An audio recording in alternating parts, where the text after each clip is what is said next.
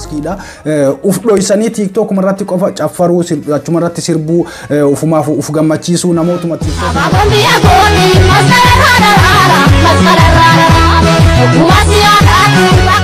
Wanta jannata rabbii keessa badanii dhufan fakkaatantu jira. Shamarran Oromoo uf dhoysanii uf gadi qabaniiti jiraatu.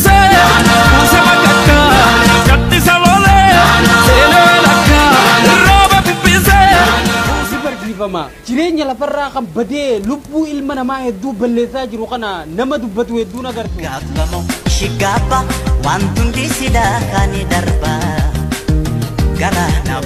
Sammuu kee keessatti bocamee ta'an keessa birraa inspire fi birraa gammadii namoota lamaan kanneen akka ajaa'ibaatti dinqisiifadha. Ijoolleen kunniin nama dhugama.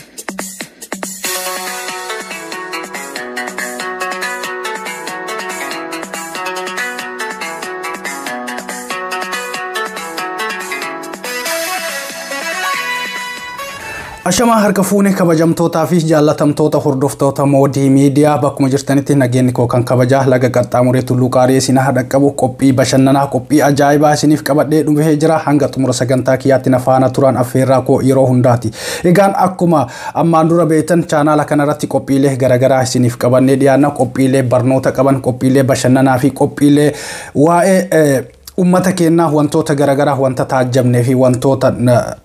sabni keenya beekuu qaba baruu qaba jedhurraa wantoota garaagaraa isiniif qabadhee dhiyaadha kanumaan itti fufna jechuudha warroonni chaanaala kanaaf haaraa taatan subscribe gochuudha maatii keenyatti dabalama kanneen armaan dura maatii keenya turtan irra deebiidhaan baga nagaan dhuftan egaa guyyaa har'aa qophii bashannanaa kan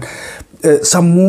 dalagaa garagaraatiin cinqamte sammuu wantoota garagaraatiin isin dhiphatte itti isin bashannansiifnu ta'a hanga xumura sagantaa kiyyaatti ammas na faana turan affeerraa koo yeroo hundaati jalqaba irratti qophii ijoollee Oromoodhaa shamarran babbareeda shamarran onnee namaa fuudhan shamarran osoo TikTok irraa ba'anii gara biizinasa biraatti seenanii biizinasa ajaa'ibaa hojjechuu danda'an biizinasa yeroo jennu biyya Arabaa deemanii yookaan biyyoota gugurdatan biyyoota akka Ameerikaa Kaanaadaa Awurooppaa deemanii namaaf hojjechuu duwwaa osoo hin taane biizinasni biyyuma ofii keessatti dandeettii ofiitti fayyadamanii bareeduma ofiitti fayyadamanii dhaabata ofiitti fayyadamanii sammuu ofiitti walumaa galatti sammuu ofiitti fayyadamuudhaan biizinasa garaagaraa hojjechuudha nuti ammoo yeroo hedduu baay'ee kana hedduu keessa wanta hin jennu wanti nuti beeknu gara biyya biraa deemnee baqannee jireenya baqaa keessatti namaaf gabroomnee namaaf akkas taanee gadi jennee bulleeti mallaqa argamsiisuudha biyyuma keessatti karaa salphaadhaan keessattuu ijoolleen keenya ijoolleen shamarran Oromoodhaa kan bifaanis dhaabbataanis amalaanis dandeettii garaagaraa qaban TikTokuma kanarratti argina gadi bu'anii hojjetanii wanta ajaa'ibaa silaa fiduu danda'an ittiin fayyadamne maaf akka itti fayyadamuu dadhaban garuu naaf hin galu yeroo hedduu nuti hundi nama gorsina malee ufii kennaa ittiin hojjennu anas dabalatee jecha osoo bifa akkasii qabaadhe dhugaa dubbachuudhaaf akka ajaa'ibaa kanatti itti hojjedha mee walumaa galatti shamarran ajaa'ibaa isiniif qabadhee dhufeera shamarree takka hedduu TikTok kanarratti argee ka qalbii keenya fuute isiniif qabadhee dhufee jira shamara kana laalleeti deebina na faana tura.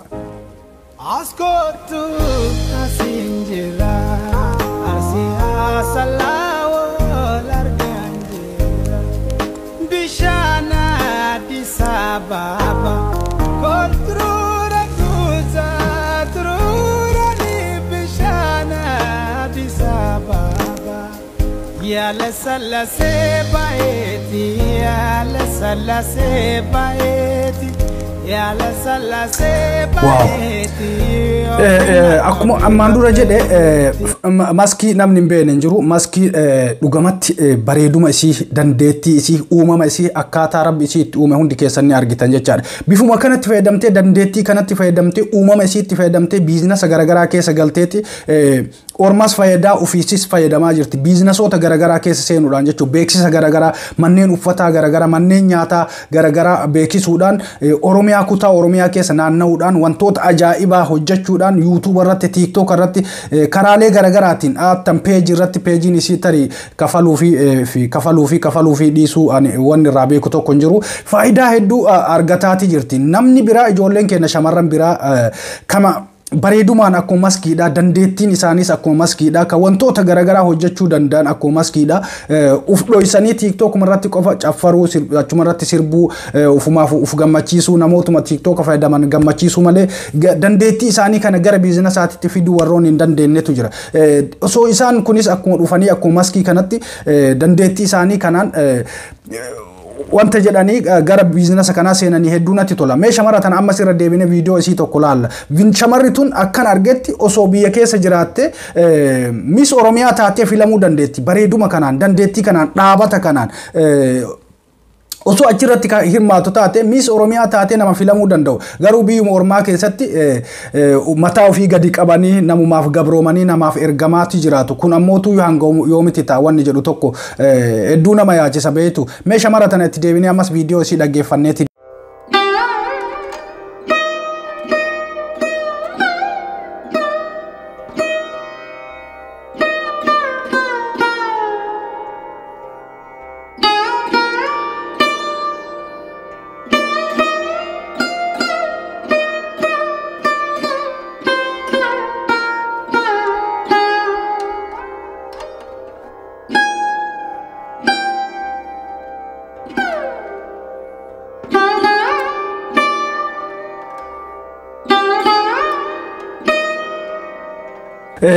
an dhugaa hedduu tokko na ajaa'ibechaadha namni akkana yeroo hedduu namni kennamaa inni namuma arge tokko irratti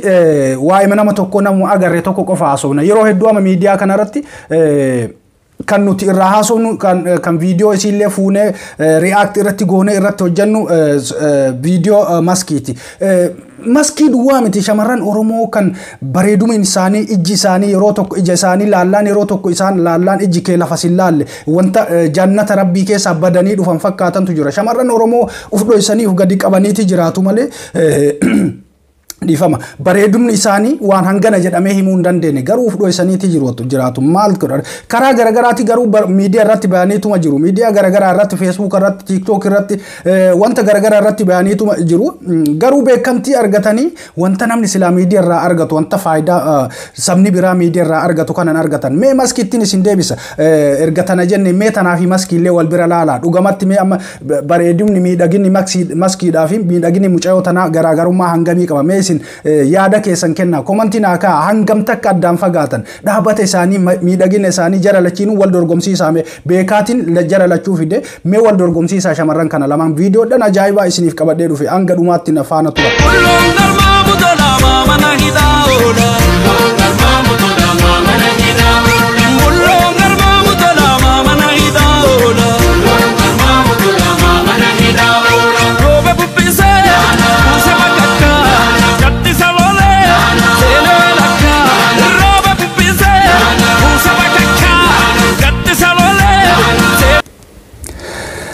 irra hedduun keessan maskiini beeytanii maskiin beekamtuudha amma miidiyaa irratti fooloora guddaas qabdii gara yuutuubaattis hangana hundatti deemtee irratti hin hojjettuuf malee kun amma xiqqoo dadhabimuna isiiti malee viidiyoo yuutuuba irratti yeroo dheeraadhaaf gadhiiftee hin beeytu kun amma rakkoo mataa isiiti malee osoo viidiyoo yuutuuba irratti dalagdee faayidaa guddaa irraa argatti gara tiiktokaatiin garuu dalagaarti biizinasoota garagaraa keessa seentee hojjetaa jirti beeksisa dalaguu irratti wanta garagaraa hojjechuu irratti manneen uffata aadaa Oromoodhaa manneen nyaataa Oromoodhaa Oromiyaa guutuu Oromiyaa keessa deemuudhaan aadaa Oromoodhaa beeksisuu irratti gahee guddaa taphataa jirti maskiin gaa maskii hundi keessanuu ni beeytanii mee ammas viidiyoo tokko isiniif dabaleeti gara dhimma itti aanutti dabarra. Gabbamo shigabba wantundi sidaa kani darba gara naaf kenne ishiif kenne wanuma yaanni shigootu otuma laalee maal qaba tole viidiyoon maskii isa kana fakkaata garaagarummaa ijoollee kana lamaan jidduu jiru isinumaaf hin dhiisa an akka kootti ijoolleen kun lamaanuu garaagarummaa tokkollee hin qaban garaagarummaan isaan lamaan jidduu jiru maskiin beekamtuudha tun ammoo hin beekamne osoo kanas akkuma maskiidhaa hojjettee hojii garagaraa irratti bobbaatee uf beeksifte wanta hojiiwwan maskiin amma hojjettu kanniin ni hojjetti jedheetiin yaada sadarkaa kana bira yuu tarte bareeduma ifiitiin miidhagina ofiitiin hanga Miss Oromiyaa taatee dorgomuudhaan ni dandeetti. Mo'achuu dhabuun sun dhimma abbaa murtiiti. An akka kiyyatti ijaan itti ilaale mucayyoo tana dhugaa sadarkaa guddaan maqaa isiillee hin beeku. TikTok irratti arga yeroo hedduu jechaadha. Yeroo TikTok seene fidee natti agarsiisa. Dhugaa waan ajaa'ibaati. Miidhagina addaa qabdi. Dandeettii isiillee hangasitti dhiyaadhee osoo haasofsiisee hin beeku. Garuu namni akkanaa kun dhugumatti uumama wayii dandeettii wayiillee akka qabu tokko shakkii tokkollee irraa hin qabu. Garuu yeroo hedduu nuti maal goona biyyuma ormaa keessa baqannee namumaaf gabroomnee namaaf gadi jennee namaaf ergamnee jiraachuudha wanta jennuufi malee waan hedduu na ajaa'ibe keessaati. Mee ammas viidiyoo ajaa'ibaa viidiyoo hedduu na ajaa'ibe viidiyoo hedduu miidiyaa kanarrallee deddeemu kan garuu namnummaanuu maqaa nama kanaa hin dhooynen isiniif qabadhee dhufe. Birraa Inspaayiridha. Birraa Inspaayirin peejiis qaba, yuutuubiis qaba. YouTube isaa sanga tokko hordoftoota qabu garuu ammoo akka dandeettii nama dandeettii qabuutitti akka nama beekumsa qabuutitti akka nama waa hojjechuu danda'uutitti namni isa hordofu. Viidiyoon birraa Inspaayiridha. Hedduu ilaalamu 2,000, 3,000, 4,500 akkuma yuutuubaroota kamiititti jechaadha. Yuutuubaroota Oromootii fi namoota miidiyaa kanarratti ani bare keessaa ijoollee Oromoo ciccimoo jedhee ani sammuu keessatti bocamee ta'an keessa birraa Inspaayirii fi birraa Gammadii namoota lamaan kanneen akka ajaa'ibaatti dinqisiifadha. Ijoolleen kunniin nama dhugamatti sammuu ajaa'ibaa qabudha. Ijoolleen kunniin nama dhugamatti hojjechuu danda'anidha. Dhugaa dubbachuudhaaf. Garuu nu taane ka saba kana taane nama jajjabeessuu miti malee ijoolleen kun sila follower miliyoonaan nama laakkamu qabachuu danda'u. Keessattuu birraa Gammadii amma already success ta'ee jira. Ifaajaa ture wanta ifaajaa irratti amma hanga tokko itti milkaa'ee jira. Birraa Inspaayirin gara fuulduraatti akka inni milkaa'u shakkii tokkollee hin qabu. Sababni isaas nama kaayyoo qabudha, nama viizhina qabudha, nama fuuldurri isaa ifaadha gurbaa kana jechaadha. Dandeettiin isaa akkaataan inni itti haasa'u viidiyooleen inni hojjetu barumsi inni dabarsu akka inni wanta tokko irratti motiveeshiniin inni qabu wanta ajaa'ibaati jechuudha. Nama mataa namootayyuu akka waa hojjetaniif inspire akkaataan inni itti godhu dhugamatti waan hedduu nama ajaa'ibsiisudha. Garuu nuti namoonni keenya nuti Oromoon dadhabinni nuti qabnu beekaa keenya hayyuu keenya nama dandeettii qabu nama uumuu danda'u nama waan tokko kalaquu danda'u nama ammoo jireenya ofii fooyyessee jireenyi nama biraatu fooyyessuu danda'u jijjiiruu danda'u kana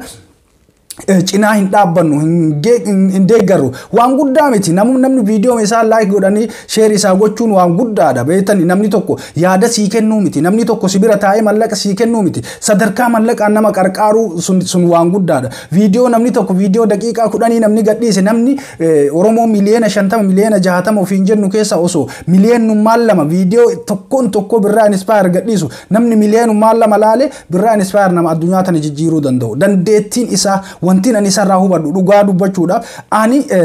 viidiyooleen isaa tokko na jalan taru akka ajaa'ibaatti wanta osoo gaafan ijoollee viidiyoo isaa kana argadhee gaafan ijoollee viidiyoo isaa kana hordofe anarra sadarkaa kanarra jiru namaaf hin ergamu nama jala hin deemu jechaadha. Nama sadarkaa addunyaatitti ani mataan keetti waamamuu danda'u nama akkasiisan tun jirre gaafa nuti ijoolleedha gaafa nuti xixiqqoodha namni akkatti motivate nama godhee namni akkatti inspire nama godhee akka namni waa dalaguuf persuade godhee fuulduratti nama dhiibu osoo jiraate barsiisama keessa yookaan nama ollaa keessa yookaan maatii keessa namni akka birraa Inspaayirii kun jiraate ijoolleen Oromoo akkanatti bannee cabnee hin hafnu. Akkanatti Facebook irratti deemnee komantii maan nama narrabsinu turre. Silaa sadarkaa gurguddaa jirra. YouTube yoo fudhattan Facebook peejii yoo fudhattan warroonni peejii gurguddaa qaban warroonni peejii gurguddaa nama follower 300,000 400,000 qaban kan kafaltii peejii irraa argatan saba biraati. Ijoolleen keenya peejiin isaanii follower 200,000 300,000 illee ka qabu kafaltii irraa argatan. Peejii kan akkanumaan miidiyaa irratti baanii ittumaan nama arrabsuuf yookaan nama qeequuf mootummaa xiqqeessuu yookaan mootummaa faarsuudhaaf itti fayyadamna malee gara biizinasiitti jijjiirree biizinasiitti hin fayyadamnu. YouTubenis kanuma ijoolleen keenya namoonni hedduun warra YouTube ni fayyadamu. Viidiyoo nama fuudhanii itti fe'aniituma callisan. Viidiyoon sunu miliyoona 1 miliyoona 2 akka tasaa kalaalamu chaanaali sun ka monetizing ta'in akkanumaan irraa akkautu jira. Waa'ee monetizationii kana YouTubein namaa kafalaaf hin kafalu, TikTokin namaa kafalaaf hin kafalu, Twitterin namaa kafalaaf hin kafalu, Telegramii hatta namaa kafalaaf hin kafalu hin beenu jechaadha. Sababni isaas maa inni nuti bakki nuti oollu bakka namni barumsa qabu namni barsiisu sontaane bakka namni nama arrabsu oolla bakka namni nama xiqqeessu oolla kanaaf mee viidiyoo birraa inspire kana dhageeffadhaati walitti deebina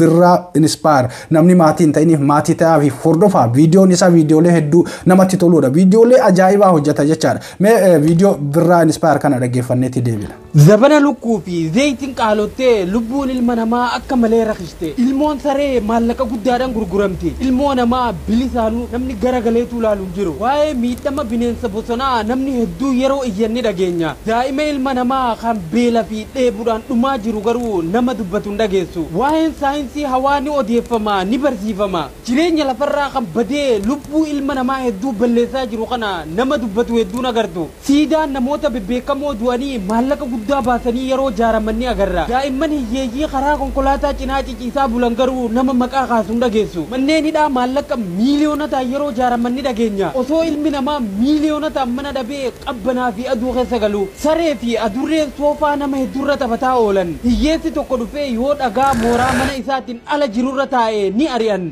onnee fi jechi ilma namaa amalaa fi eenyummaan keenya hedduu jijjiiramaa jira obboleeyyan kiyya qarooma jechuun namummarraa bahuu jechuu miti tole viidiyoo kanarraa akka waa barattan shakkii tokkollee hin qabu dhugaa akka ani dinqisiifadhutti yoo dinqisiifattan mana isaa dhaqaatii subscribe godhaa maatii ta'aa fi viidiyoo isaa like godhaa fi share godhaa fi yoo dandeettan nama akkanaa kana jajjabeessa ganda nama arrabsuutu oollaa mitiin ganda Facebook irra oollee nama arrabsaa oollaa miti nama akkanaa kana haa jabeeffannu keessattuu ijoollee ciccimoo ijoollee biyya baqaa keessa jiran keessa ijoollee bayanii Facebook irratti nama arrabsaa oolan keessa gurbaan kun biyya baqaa biyya Kaayiroo keessa jiraata garuu guyyaa tokkollee nama gorsuu malee wanta gaarii dalaguu malee guyyaa tokkollee akka ijoollee kaawwanii bayee Facebook irratti wanta gadhee wanta hin taane isaa haasa'uu hin dhageenye birraa inspire hedduu galatoome ati cimaa namaati gara fuulduraatti guddachuu dandeetta hedduu deemuu dandeetta cimiitti fufiin jechuu jaalladha egaa viidiyooleen kiyya har'aa isa kan fakkaata yeroo biraa viidiyoo biraatiin hanga walitti deebinutti wanta nu hordoftaniif na faana turtaniif galatooma horaa bulaa deebana viidiyoo biraatiin walitti deebina